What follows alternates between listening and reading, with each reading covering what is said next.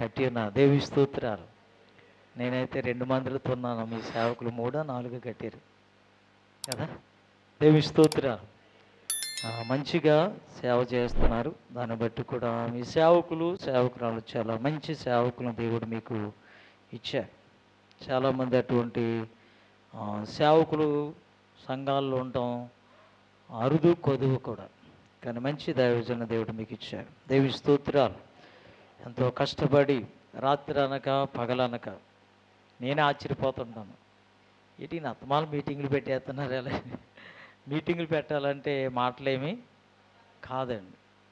చాలా కష్టం మీటింగులు పెట్టాలండి. ఎందుకంటే దాని వెనకాల ప్రార్థన ఉండాలి. రెండోది డబ్బులు ఉండాలి కదా. డబ్బులు ఉంటేనే కదా పని అయ్యేది.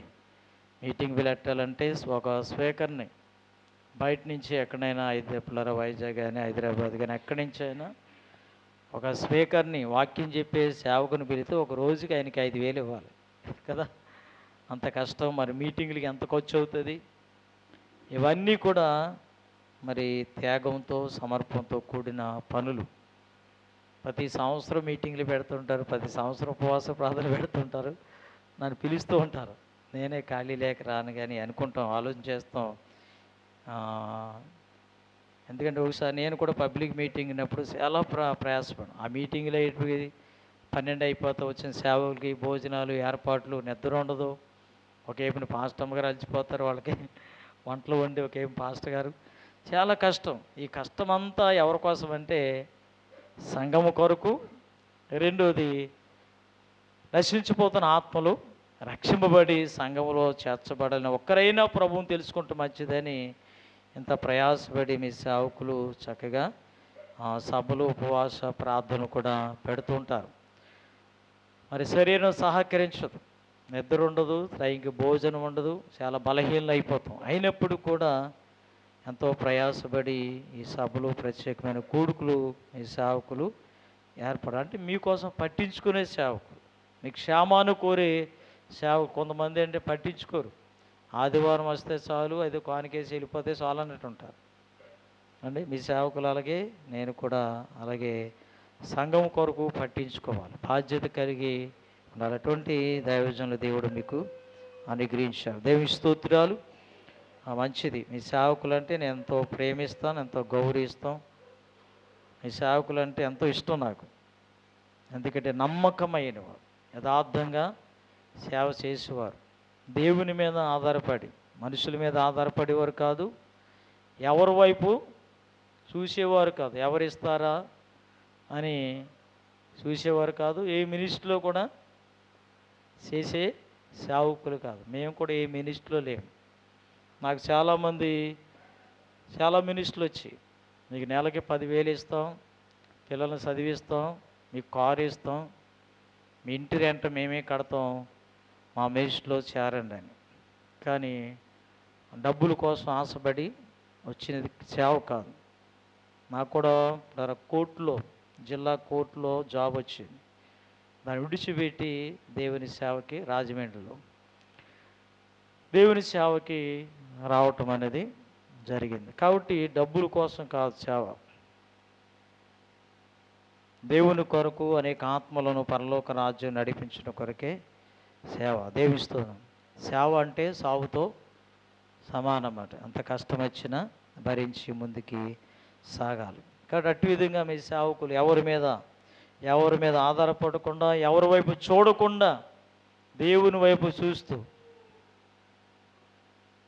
చక్కటి పరిచర్య, చక్కటి సేవ చేస్తున్నారు. నాకంటే వెనకాల వచ్చిన 3-4 సంఘాలు కట్టి సేవ చేస్తున్నారు. నేను చాలా సంతోషిస్తున్నాను. దేవుని స్తోత్రం. అందుకంటే గురువు మించిన శిష్యులు. దేవుని స్తోత్రం.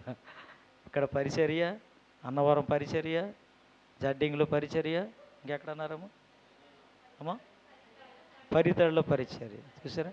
ఇంకా 5 4 సంజయనగరం కూడా వచ్చాను నేను. దేవుని స్తోత్రం.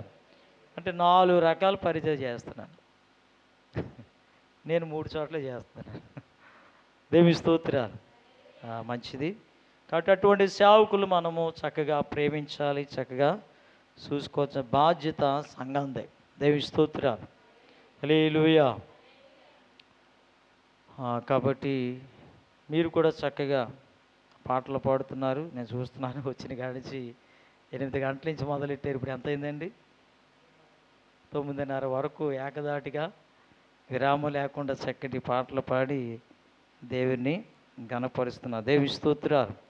చక్కగా పాటలు పాడే తలంతులు, చక్కగా పాస్కార పిల్లలు చక్కగా వాయిద్యాలు కూడా వాయిస్తున్నారు. దాన్ని బట్టి కూడా దేవుని ఎంతగానో స్తుతిస్తున్నారు. దేవుని స్తోత్రాలు.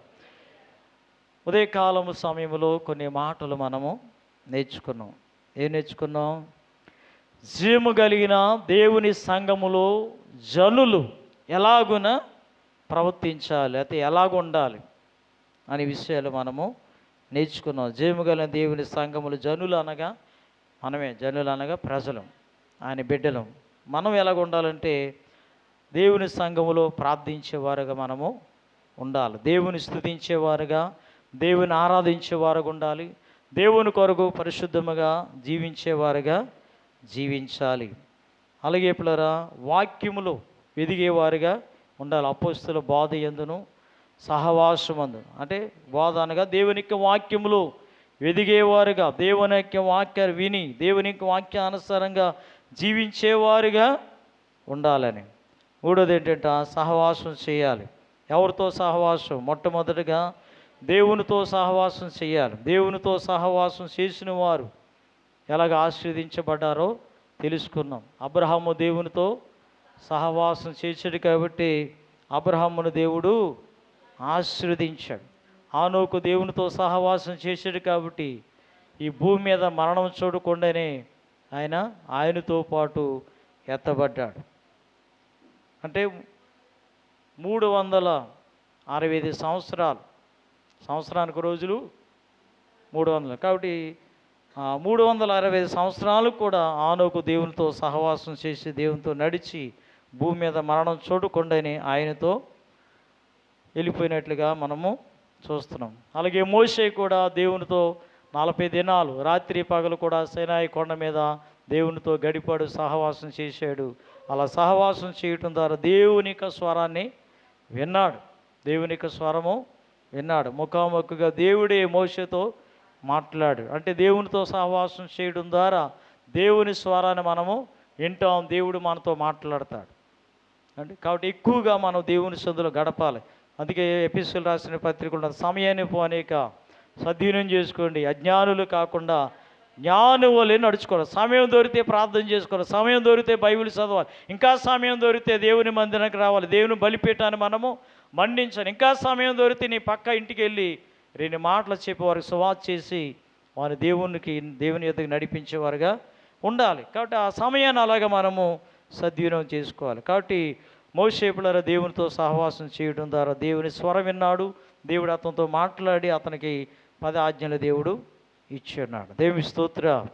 హల్లెలూయా, హల్లెలూయా. అలాగే ఇంకెవరితో సహవాసం చేయాలంట? దేవుని సేవకులతో, దైవజనులతో, ఆత్మీయులతో, పరిశుద్ధులతో మన సహవాసము చేయాలి. అలా సహవాసం చేయడం ద్వారా మనకి గొప్ప ఆశీర్వాదాలు కలుగుతాయి. ఎందుకంటే వారితో, సేవకులతో సహవాసం చేయడం ద్వారా, సేవకురాళ్ళతో సహవాసం చేయడం ద్వారా వారి మీద అభిషేకం మన మీదకి దిగి వస్తారు. దేవుని స్తోత్రాలు. యెహోవా మోషే మీద అభిషేకం యెహోషువ మీదకి వచ్చింది. ఏలీ మీద ఉన్న అభిషేకం యెహోషువ మీదకి, ఎలీషా మీదకి వచ్చింది. అటువంటి అభిషేకాన్ని మనము పొందుకుంటాం. దేవుని సేవకులతో ఉండాలి, దేవుని సేవకులతో నడవాలి. అలాగ ఉన్నప్పుడు దేవుని యొక్క అభిషేకాన్ని మనము పొందుకుంటాం. అలాగే పరిశుద్ధులతో అనగా సంఘముతో సహవాసము కలిగి ఉండాలి. కాబట్టి దుష్ట సాంగత్య మంచి నడవడిని చెడు. దుష్టులతో సహవాసం చేయకూడదు, కోపిష్టులతో సహవాసం చేయకూడదు, తుంటరులతో సహవాసము చేయకూడదు. మంచిది. విగ్రహారాధులతో సహవాసము చేయకూడదు, మూర్ఖులతో సహవాసము చేయకూడదు, తాగుబోతులతో తిండిబోతులతో సహవాసము చేయకూడదు, వ్యభిచారులతో సహవాసము చేయకూడదు. మరి ఎవరితో సహవాసము? దేవునితోనూ, దేవుని బిడ్డలతో, సంఘముతో సహవాసం చేసి మన ఆత్మీయ స్థితిని దినదినము కూడా వెదుగుతూ ఉండాలన్నమాట. దేవుని స్తోత్ర. మంచిది. ఇదే నా మరొక సందేశాన్ని చాలా సందేశాలు ఉన్నాయి, కానీ దేవుని యొక్క వర్తమానం మనం విందాం పరిశుద్ధ గ్రంథము నుంచి. కీర్తన గ్రంథము 115వ కీర్తన, 115వ కీర్తన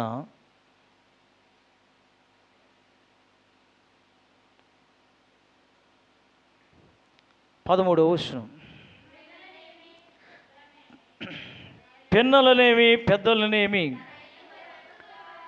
తన యందు భయభక్తులు గల వారిని యెహోవా ఆశీర్వదించెను.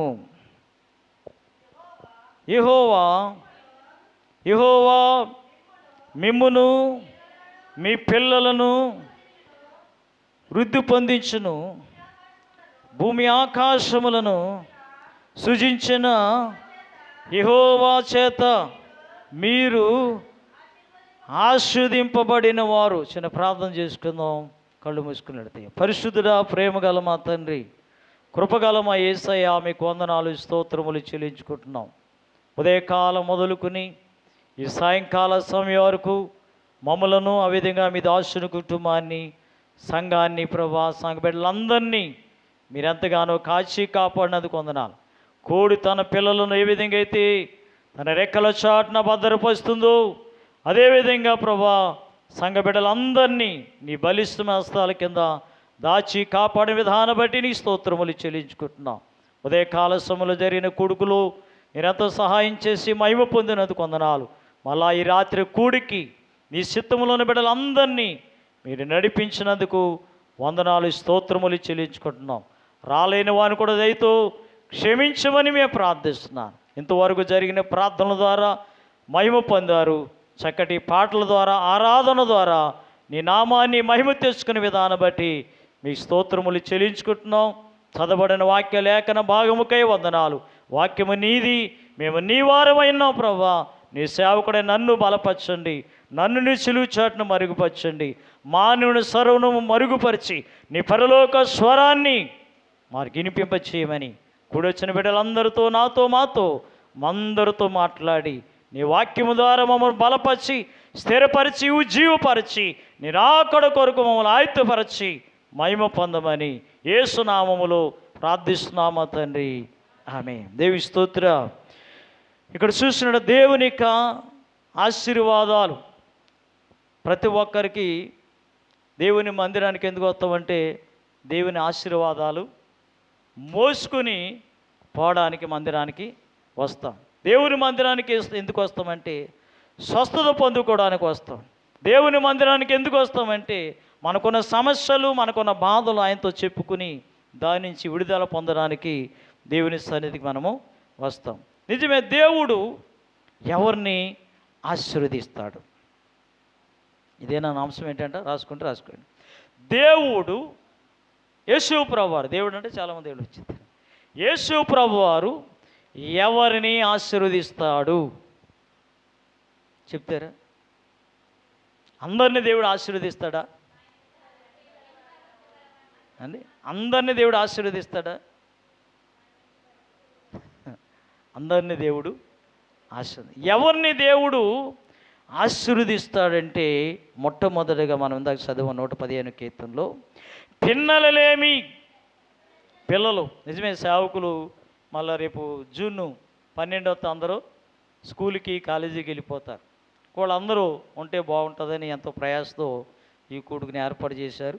కొంతమంది వెళ్ళిపోయారు, కొంతమంది ఫంక్షన్కి వెళ్ళిపోయారు, కొంతమంది చక్కగా పాస్టర్ గారు మీరే ప్రార్థన పెట్టుకున్నారు కాబట్టి మీరే ఆ పాటలు ఏవో పాడండి అని కొంతమంది చక్కగా కడుపు నిండా భోజనం చేసి చక్కగా ఏం చేస్తున్నారంట, విశ్రాంతి తీసుకుంటున్నారు. విశ్రాంతి తీసుకున్న వాళ్ళందరికీ ఏంటంటే భారం లేదు, బాధ్యత లేదు. నిజముగా నీకు భారం ఉన్నట్లయితే, నిజంగా నీకు బాధ్యత ఉన్నట్లయితే దేవుని సన్నిధికి తప్పగా వస్తావు. దేవి స్తోత్ర. కాబట్టి ఇదేనా అని దేవుడు ఎవరిని ఆశీర్వదిస్తాడు అని చూసినట్టయితే అందరిని దేవుడు ఆశీర్వదించడు.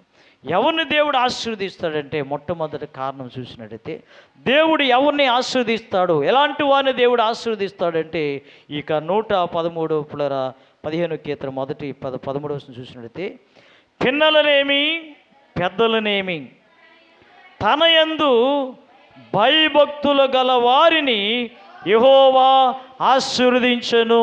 దేవి స్తోత్రాలు.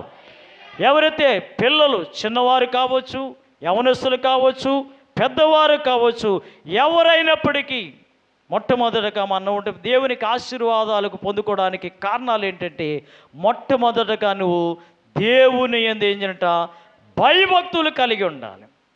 భయము ఉండాలి. రెండుదంటంట భక్తి ఉండాలి. భయము ఉండాలి. ఈ రెండు విడదీయడానికి వీలేదండి.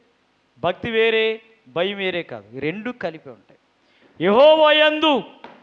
యెహోవాయందు భయభక్తులు కలిగిన వారిని ఆయన ఆశీర్వదించును. మొట్టమొదటి ఏంటంట, దేవుడంటే భయపడాలి. ఇదే నా నిపుణులరా, మనుషులకు భయపడుతున్నారు కానీ దేవునికి భయపడతలేదు. ఈ లోకంలో చిన్న చిన్న జంతువులకు భయపడుతున్నారు.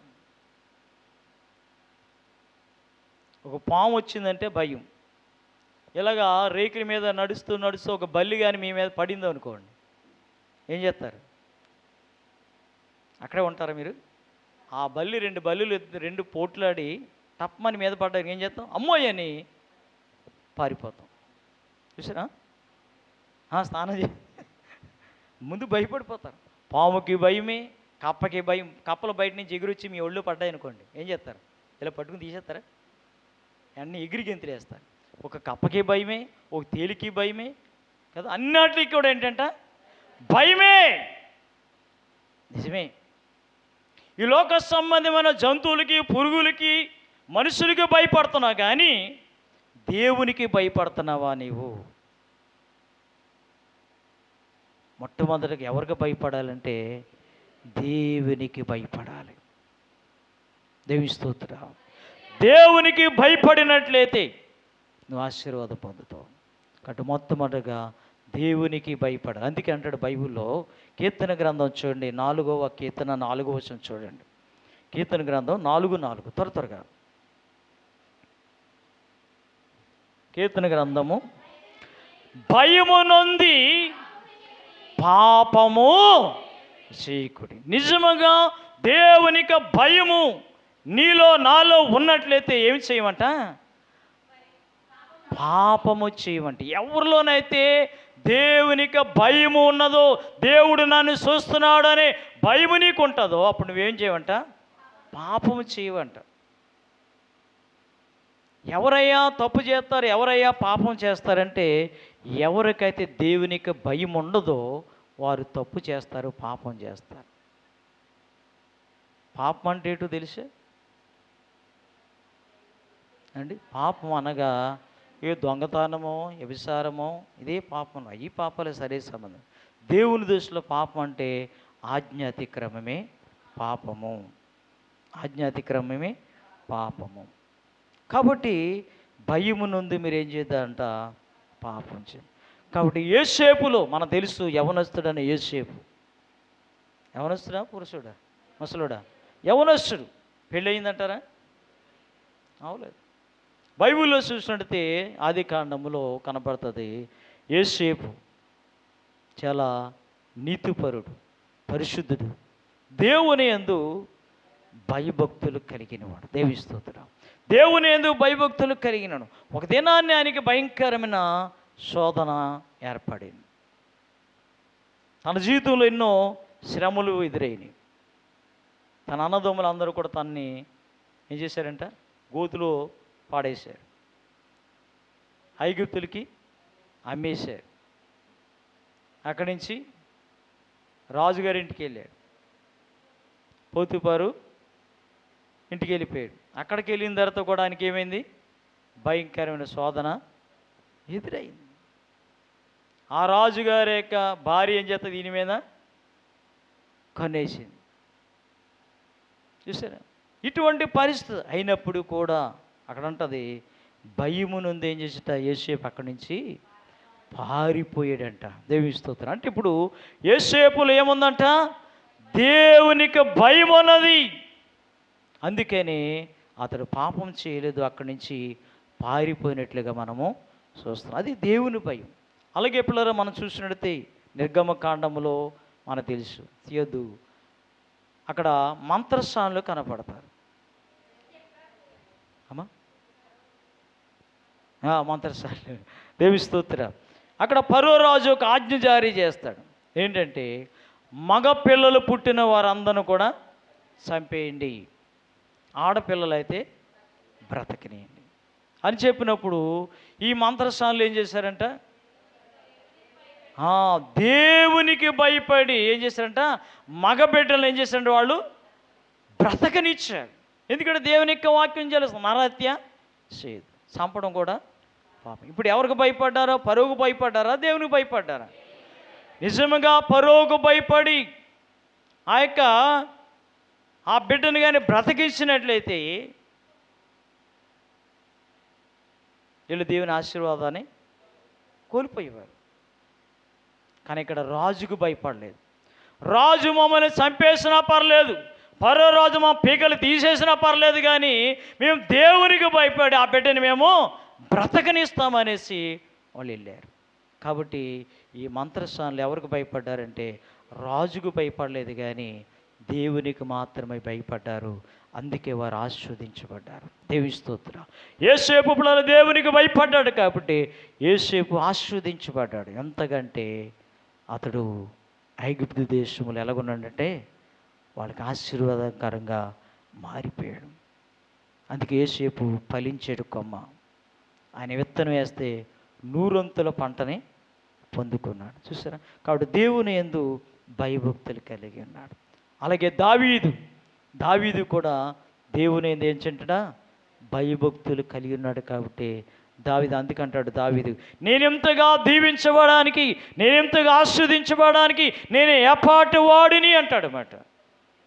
చూసారా? ఇప్పుడు దావీదు కూడా చిన్నతనం నుంచి దేవుని యందు భయం కలిగి ఉన్నాడు, భక్తి కలిగి ఉన్నాడు. అందుకే దావీదుని కుటుంబాన్ని చూడండి, సమూయేలు రాసిన మొదటి గ్రంథం చూడండి, దావీదు చక్కగా మాట అంటాడు.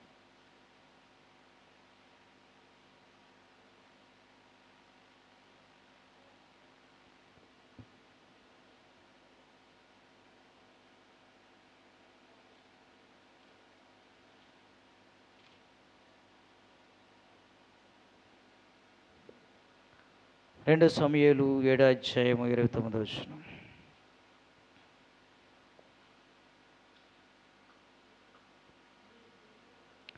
రెండో సమూయేలు 7:29.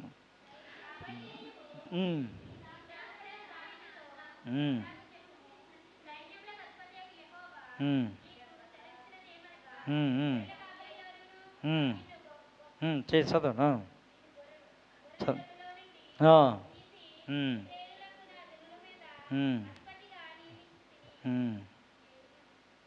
7:29. దయచేసి నీ దాసుడైన నా కుటుంబము నిత్యము నీ సన్నిధి ఉన్నట్లుగా దయచేసి ఆశీర్వదించుము. యెహోవా నా ప్రభువా, నీవు సెలవిచ్చి ఉన్నావు, నీ ఆశీర్వాదం నొందిన నా కుటుంబము నిత్యము ఆశీర్వదింపబడునుగాక. హల్లెలూయా. చూసారండి, దావీదు కుటుంబం కూడా ఏమైందంట, ఆశీర్వదించబడింది. కారణము దావీదు కూడా దేవుని యందు భయభక్తులు కలిగి ఉన్నాడు. యోసేపు దేవుని యందు భయభక్తులు కలిగి ఉన్నాడు. అలాగే యవనస్తురాలని ఎస్తేరు తల్లిదండ్రులు లేనిది అయినప్పుడు కూడా పిన్న తండ్రి దగ్గర ఎదిగింది. బాల్యం నుండి దేవుని యందు చాలా భయభక్తులు కలిగి ఉంది. కాబట్టి ఆమె రాణిగా ఆశీర్వదించబడింది. 120 సంవత్సరాలకు ఏమైపోయింది, ఆమె రాణి అయిపోయింది. దేవుని స్తోత్రాలు. అంతగా దేవుడు ఆశీర్వదించాడు. కాబట్టి ఇక్కడ ఉన్న పిన్నలేమి పెద్దలేమి తన యందు భయభక్తులు కలిగిన వారిని యెహోవా ఆశీర్వదించును. దేవుని స్తోత్రం. హల్లెలూయా, హల్లెలూయా. కాబట్టి ఇప్పుడు దేవునికి ఆశీర్వాదాలు పొందాలంటే దేవుని యందు భయం కలిగి ఉండాలి. రెండోది భక్తి కూడా చేయాలి. భయం ఉండాలి. రెండోది ఏంటంట, భక్తి ఉండాలి. చాలామందికి భయం ఉంటే భక్తి ఉండదు, భక్తి ఉంటే భయం ఉండదు. చాలామంది భక్తి ఉంటుంది కానీ భయం ఉండదు. కొంతమందికి భయం ఉంటుంది కానీ భక్తి, కానీ రెండు ఉండాలి మనకి. ఏమంటారు? భయం ఉండాలి, భక్తి ఉండాలి. భక్తి అంటే ఏంటి? భక్తి అంటే దేవుని ఆరాధించడం, ప్రార్థన చేయడం అండి, వాక్యానుసారంగా నడవడం. దేవి స్తోత్ర. భక్తి అనగా ఆదివారం చేసేదే భక్తి కాదు, నిత్యము చేసేదే భక్తి. కొంతమంది సండే క్రైస్తవులుగా ఉంటారన్నమాట. నువ్వు సండే క్రైస్తవులుగా ఉండకూడదు, మండే క్రైస్తవుడుగా ఉండాలి. సండే క్రైస్తవుడు అంటే ఆదివారం, సండే అంటే ఆదివారం, ఆదివారమే వస్తారు, మళ్ళీ ఆదివారం దాకా కనపడరు. ఇప్పుడు వీళ్ళు ఏమంటారు? సండే క్రైస్తవులు అన్నమాట. ఆదివారం ఒకటి వచ్చేసి 2 మాటలు విని ప్రార్థనలో గడిపేసి కానికేసి వెళ్ళిపోతారు, మళ్ళీ ఆదివారం దాకా కనపడరు. ఆదివారమే బైబిల్ చదువుతారు వాళ్ళు, మళ్ళీ ఎక్కడ ఇంటి దగ్గర కూడా కాదు, చర్చిలోకి వచ్చి చదువుతుంటారు. అంటే ఇంటి దగ్గర చదవడానికి వీళ్ళకి తీరిక ఉండదు, టైం ఉండదు. ఇక్కడ టైం ఉంటుంది కదా, అందుకని ఇక్కడే చదువుతారు. నువ్వు బైబిల్ చర్చిలో కాదు చదవటం, ఇంటి దగ్గరే చదవాలి. పరీక్షలు రాయడానికి ఇంటి దగ్గర చదువుతావా, పరీక్ష హాల్కి వెళ్ళి చదువుతావా? అది చూసా, ముందే చదువుకుని అది నువ్వు ఇంటి దగ్గరే చదువుకోవాలి, ఇంటి దగ్గర ప్రార్థన చేసి రావాలి. మన ఇంటి దగ్గర చెయ్యం, ఇక్కడికి వచ్చి గంటల తరబడి ప్రార్థన చేస్తాం. చేయాలి ఎప్పుడు? ఒక్కడ ఉన్నప్పుడు చేసుకోవాలి. ఆదివారం ఆరాధనకు వచ్చి అండి ఇక్కడ పాటలు పాడుతుంటాడు, స్తోత్రం స్తోత్రం స్తోత్రం అంటుంటుంది. ఇంటికాడ ప్రార్థన చేయదు కదా, ఇక్కడికి వచ్చే ప్రార్థన చేస్తుంటాం. భక్తి అంటే ప్రతిరోజు చేసేదే భక్తి. హల్లెలూయా. కాబట్టి ఆదివారం పూట ప్రార్థన చేయడం, ఆదివారమే బైబిల్ చదవడం, ఆదివారమే గుడికి రావడం కాదు. ఇది లోకస్తులు చేస్తారు కూడా, 40 రోజులు భక్తి.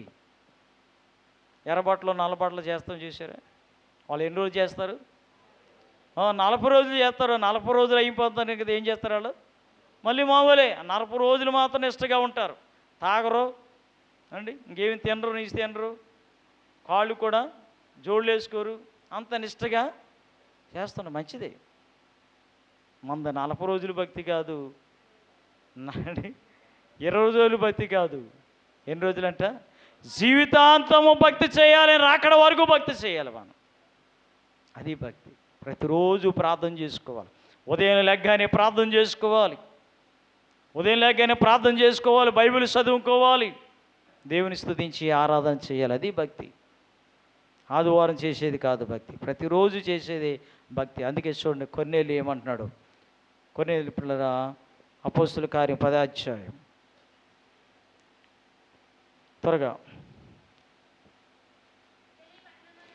ఇటలీ పటాలమనబడు పట్టణములో శతాధిపతి అయిన కొర్నేలును భక్తిపరుడు ఒకడు ఉండను. ఎవరంట? భక్తిపరుడు. భక్తి లేనివాడు కాదు, అన్యుడే అయినప్పుడు కూడా అతనికి ఏముందంట? భక్తి ఉంది. మన క్రైస్తువులు అని పిలబడుతున్నాం, దేవుని బిడ్డలు అని పిలబడుతున్నాం, మనలో ఏమి లేదంట? భక్తి ఉండలేదు. ఈ లోకంలోకి సామెత, నేతి బీరకాయలో నెయ్యి ఉండదు. దానికి ఏంటంటే పేరు నేతి బీరకాయ. అంటే అందులో ఏమి ఉండాలి? నెయ్యి ఉండాలి. కానీ ఆ బీరకాయలు ఏమి లేదు, నెయ్యి లేదు. మనం కూడా విశ్వాసం అని పిలబడుతున్నాం, దేవుని బిడ్డలని పిలబడుతున్నాం, మనలో విశ్వాసం ఉండలేదు. లోకస్తులకు ఉన్న విశ్వాసం మనకి ఉండలేదు. అందుకే ఒక ఆయన కోసం పిల్లరా, ఇశ్రాయేలీలో కూడా నేను ఇంత విశ్వాసాన్ని, ఎవరు? అన్యుడు అతను. విశ్వాసులు ఇశ్రాయేల్ అంటే ఎవరు? దేవుని బిడ్డలు.